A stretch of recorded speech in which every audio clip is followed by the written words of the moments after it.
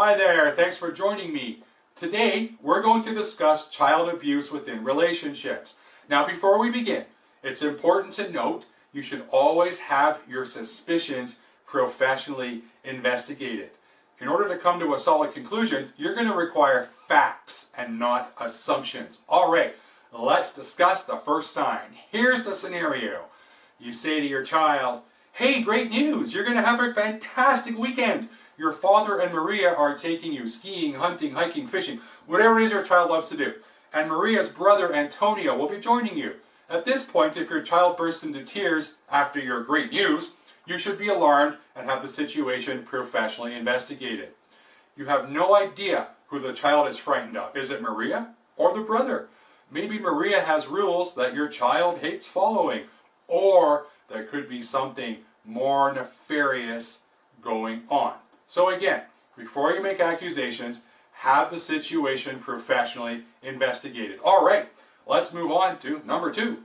Number two on our list is negativity. I don't mean, "Yuck, I hate broccoli and I refuse to eat it." Not that type of negativity. What I'm referring to is when a usually polite child suddenly displays rudeness or other unusual reactions to specific people. Now please keep in mind, your child might not like a particular person, and you cannot simply just accuse someone of something based on your child being rude to them. You will need to have your concerns professionally investigated. All right, let's move on to sign number three. Sign number three is all about monsters. If your child suddenly tells you there's a monster under the bed, in the closet, etc., you should be concerned. Take this seriously and have the matter professionally investigated before coming to any conclusions. In some cases, children who hear monsters under the bed and in the closet might have been abused. Moving right along to number four. Number four is the magnetic child. Do you find your child never leaves your side? Are they making a huge fuss at bedtime and demanding they sleep with you? Some children will do this if they've been abused. Again, and I cannot stress this enough, please do not suddenly jump to conclusions. There could be something else going on, and you will need to have your concerns professionally investigated. Coming up next is sign number five. Number five is the naked child. Here's how it works. You put your child to bed, and in the morning you notice they no longer have their pajamas on. Now it might be really hot out where you live, and that's why they shed their clothing in the middle of the night, or there could be something more nefarious going on. Please have it professionally investigated. Now, let's move on to number six. Number six is in the eyes. Let's say you ask your child, someone harming you or touching you in an appropriate manner.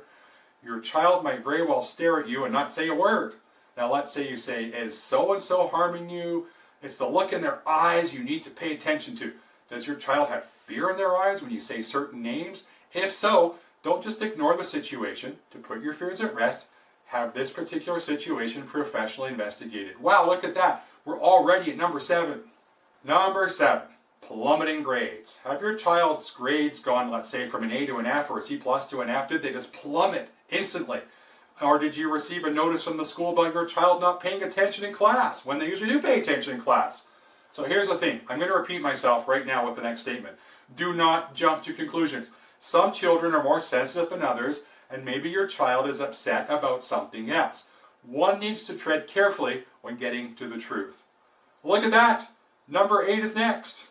For number 8, we have medical issues. Here's a scenario. You're doing laundry, and you notice blood in your child's underwear. Get your child to the doctor right away. Do not hesitate. There is a second situation that might arise, and it is the transmission of STDs. If your child is constantly scratching themselves or is complaining of pain in their genitals, get your child to your doctor right away. Make sure you write down everything that the doctor says to you. As always, and here I go again repeating myself, make sure you have your particular situation professionally investigated. Just 2 more to go. Number 9 is next. And we usually associate number 9 with first responders and soldiers. You guessed it, number 9 is PTSD. Yes, that's right. Children can suffer from post-traumatic stress syndrome. If your child is exhibiting the signs of PTSD, get your child to a doctor and have the issues professionally investigated. Here's number 10. Number 10, and this one is serious. Here's a scenario. Your child is playing with a doll and has the doll performing sexual acts. This type of behavior should be viewed as alarming. Get your child to the doctor right away and have the situation professionally investigated.